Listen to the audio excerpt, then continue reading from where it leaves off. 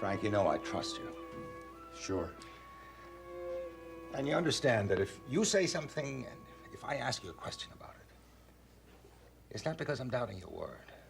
What's the question, Da? Now, you had a conversation with Mary the other day, and she came to me about it.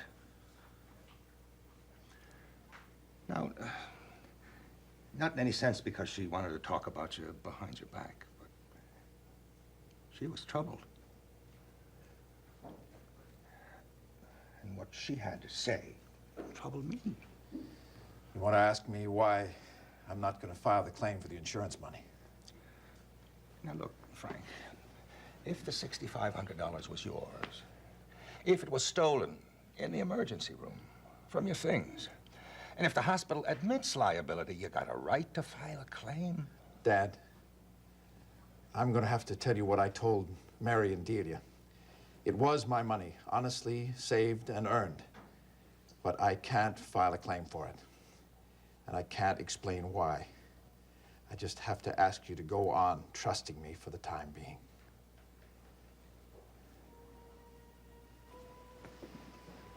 Something's wrong. But it's going to be all right. Now I know how Mary felt. I'm sorry. I didn't mean it like that. All right, Frank, maybe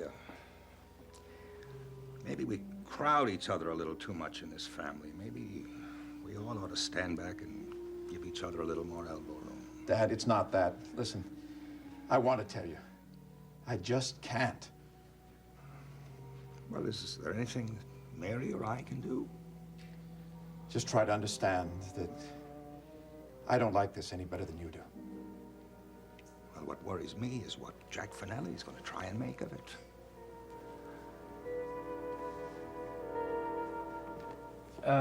Does that sound reasonable to you? Darling, I've been in the insurance business for 10 years, and I've never known anyone not to file a legitimate claim. Let me give you a little more on it. The guy falls down the hospital staircase. They take him to the ER, where a nurse finds $6,500 in an envelope in his pocket. In the confusion, someone steals the money. The hospital's liable, but the guy won't file a claim. Why? He's so rich, it doesn't matter. Nope, it was his life savings. He's crazy. Try again. Seriously, Jack, the only thing I can think of is that somehow the claim isn't legitimate and he doesn't want to get involved in a fraud. Are you sure the money was stolen? Lisa, you are a woman of keen intelligence. You mean you love me for my mind? I love everything about you. Promises, promises. See you soon. Oh, sure. And thanks a lot.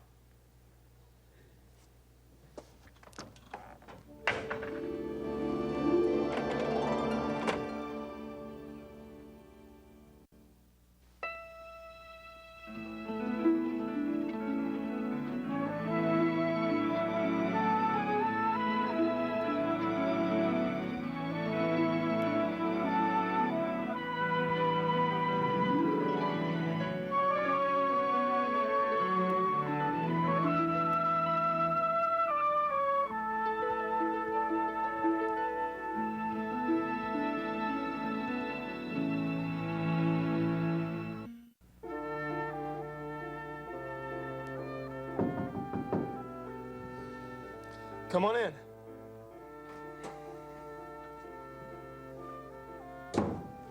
Seneca, what's the matter? I just came from Nell's. I want to tell you what happened. And then I want you to tell me whether or not it's time to stop playing games. You know, don't you, that you're really putting me on the spot. I understand. But that may not be the most important consideration. You listen, then you decide. Okay. I was waiting for Nell when she came in this morning. I wanted to tell her without losing my temper, without crowding her, just how frustrating this whole thing has been for me. I miss her. I want her back. But there's something in the way, and I can't get around it because I don't know what it is. Now, I think you know. I assume Coleridge knows. I'm odd man out. I told Nell that you and I spent some time together last night, and that at one point, you said some things without realizing it. She didn't have a chance to respond to that, Bucky, because just then she got a terrible, terrible headache. Headache? Yeah, Bucky. It was a headache. Now, wait a minute. Coleridge saw her right away. I assume he treated it. He wouldn't answer any questions. Where's she now? Well, I guess she's still lying down in her office. Well, he didn't admit her to the hospital or anything? I mean, as a patient? No? Should he have, Bucky? I don't know.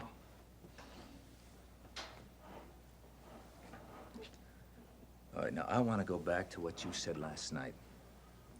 You said she needs me. You said I'd understand if I saw those x-rays. What x-rays, Bucky? All right, Seneca, listen. I was out of it last night because of Faith and everything else that happened yesterday, and I had no business drinking because I was dead tired to begin with. I said something I shouldn't have said. But I'm not going to say anything more. You understand?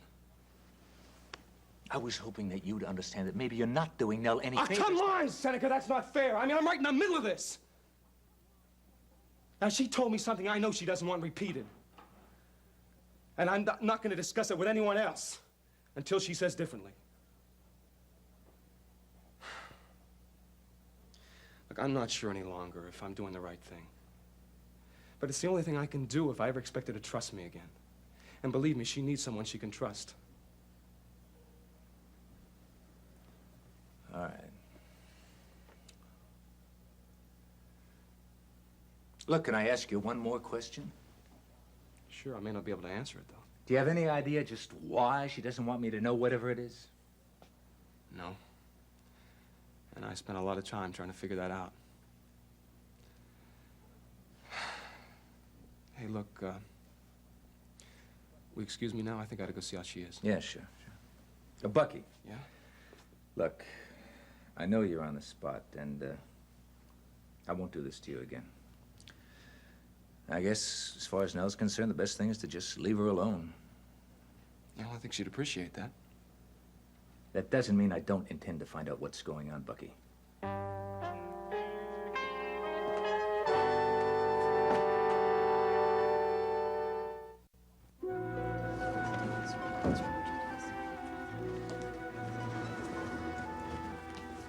Miss Morris. Mr. Finelli, we haven't seen you for a while. Well, I haven't been winning many popularity contests in Riverside these days. How's Frank Ryan? He's improving steadily. Glad to hear it. Any objection to visitors? Not by me. Good. I'd like to see him for a minute. Mr. Finelli, why don't I ask Mr. Ryan if he wants to see you?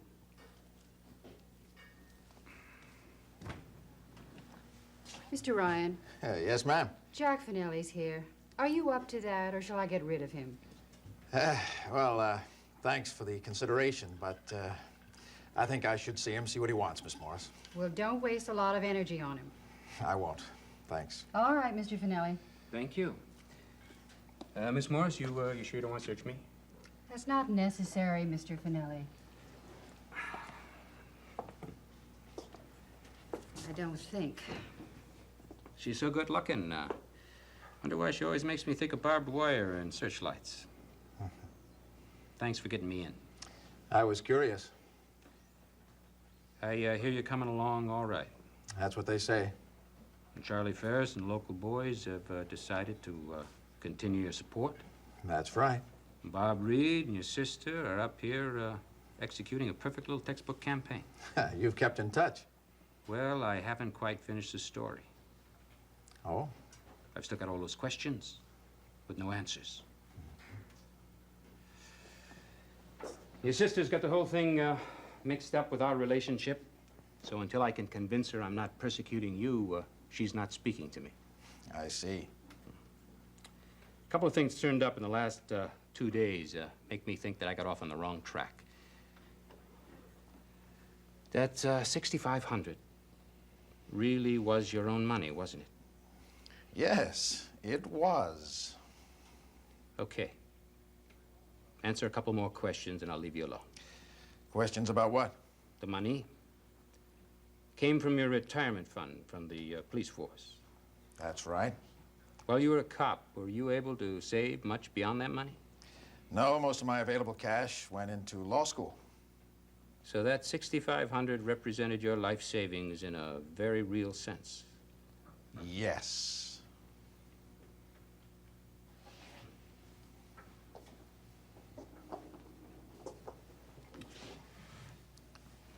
Why'd you take it out of the bank?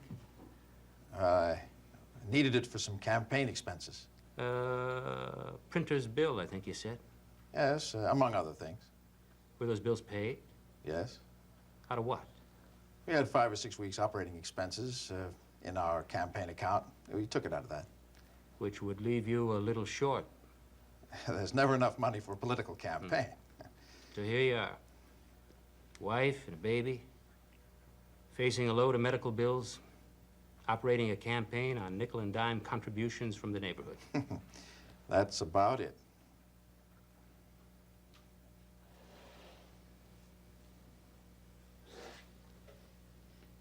So why didn't you file an insurance claim for the 6,500, Frank? Jill told me that you might be interested in that. Why didn't you file? For 1 or 2 very good reasons, which I don't intend to share with you. Because it wasn't taken from the emergency room and you have the money? Nope. Because you know who has the money. That's it, isn't it? You know where it is, and your conscience or your good sense won't let you get mixed up in an insurance fraud. That's enough, Finelli. You can leave now. Not when we're just starting to get somewhere. Who's got the money, Frank? Get out of here, Finelli. It was some kind of payoff, wasn't it? I mean, not to you, by you, right? You really don't care how you get a story, do you? You would come into a hospital and torment a sick man by asking a lot of questions, all in the name of truth. Well, let me tell you that the truth is that you have been cruel and irresponsible to Frank Ryan. And I would do anything to be able to pick you up and bodily throw you out that door.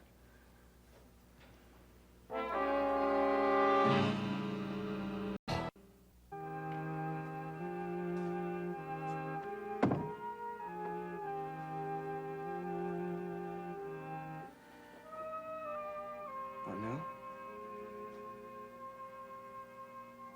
Bucky. Do you know I was wishing for you? Sorry I woke you up. I wasn't really asleep. Are you all right? I think so. How did you know I wanted to see you? Well, it wasn't exactly telepathy. Seneca told me what happened. Why are you here all by yourself? I started to feel much better a little while ago, so I sent the nurse away. Bucky, it was so strange. When Seneca said headache, it scared me right out of my socks. I was frightened. Yeah, I guess so. You know, that's the first time you said that. I think it's the first time I really felt afraid. You're sure it's okay? Certain. If one of the aneurysms were leaking, and nothing would stop the pain. Ed gave me 2 codeine about 30 minutes ago, and they started to work right away.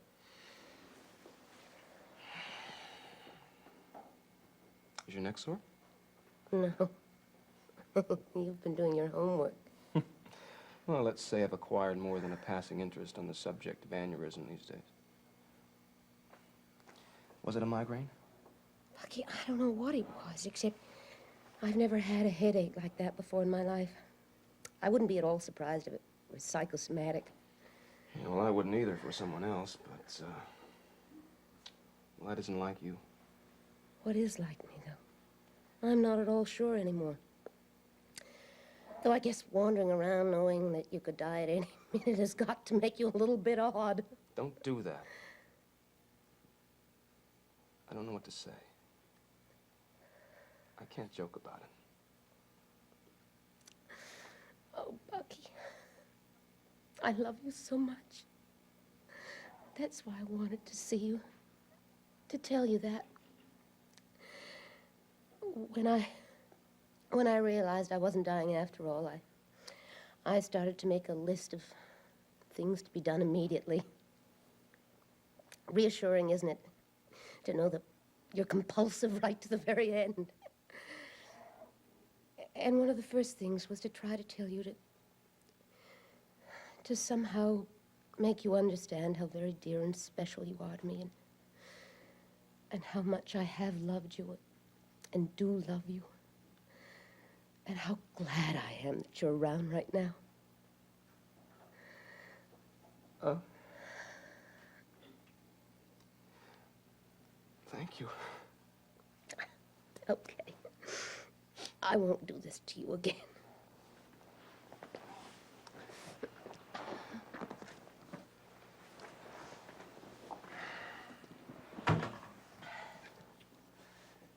Well, I have something I want to say to you.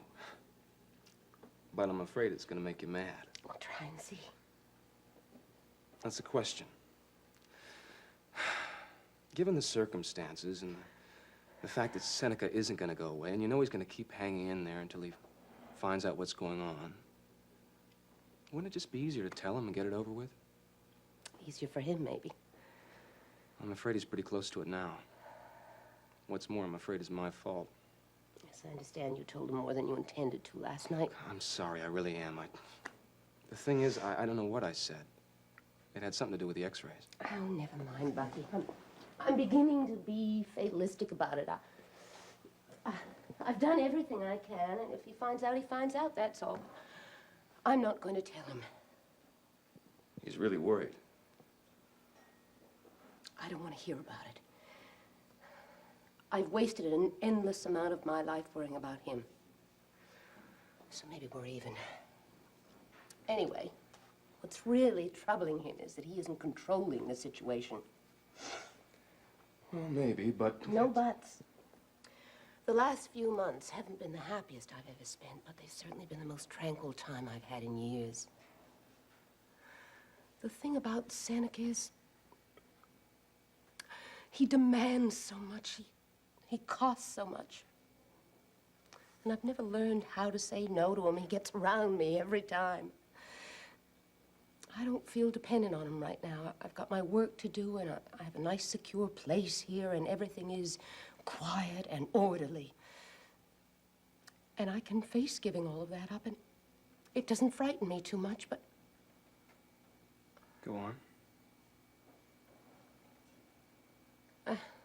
Well, I'm not sure what I was going to say.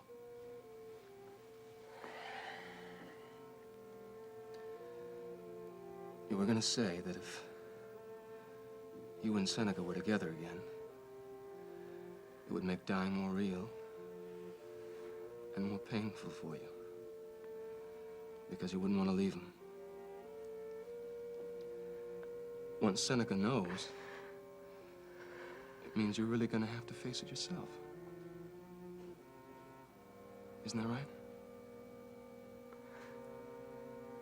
Yes.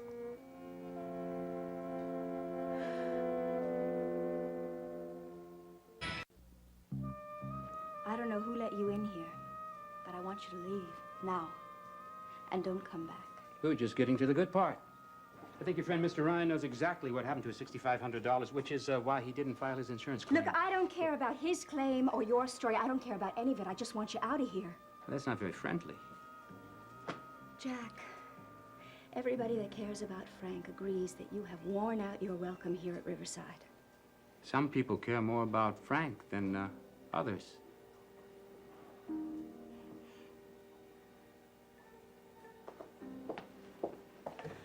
Are you leaving? Or do I have to call security? Oh, I'll go. Frank, if you decide you want to talk some more, let me know. I don't think we have much to say to each other, Finelli.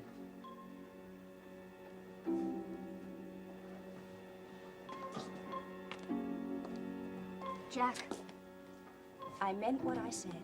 Stay away from him. What's going on between you and Frank Ryan, anyway? Nothing that you'd understand.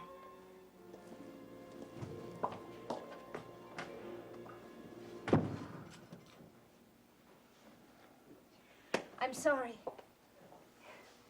I didn't mean for him to see me lose my temper. Look, how long has he been in here, anyway? Long enough. I was even more More glad to see you than usual, if that's possible. Oh, Frank. I just took a chance on coming down here only because I knew that Dee was still down at the headquarters. What was she doing there? Oh, writing letters from the candidate's wife and put out because Bob gave me an assignment which I didn't really choose to share with her. What was that? Standing in for you on a cable TV interview, mainly about the money crisis. Hey, that's great. When? Tomorrow. What's the matter? The thought of what Dee could do to New York City's budget. They think they got problems now. You listen, I'm really pleased that I can make an appearance for Frank Ryan. I mean, for once, I can stand up there, talk about you, and nobody can think twice about it or ask any questions.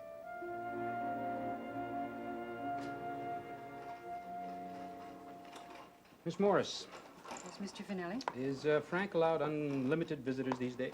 The hospital hasn't had to regulate that. Mr. Ryan's family has asked that visitors be restricted. Who sees him outside his immediate family? Well, why do you want to know? Well, tell you the truth, I was trying to pin one on Jill Coleridge. Well, I don't understand. She's an old friend as well as the best lawyer I know. I want her to help me with an insurance problem. And she says she's so involved in Frank's campaign, she can't handle it. Well, I'm inclined to believe that. She's in to see Mr. Ryan two or three times a day. Is that right?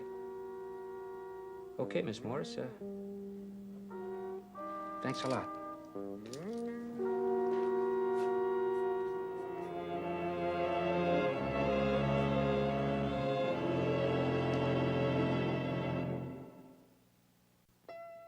In Port Charles, revenge is a priority, relationships are disposable, and good medical care is a necessity. Keep up with this fast-paced city with an all-new episode of General Hospital, weeknights at 10 on SoapNet.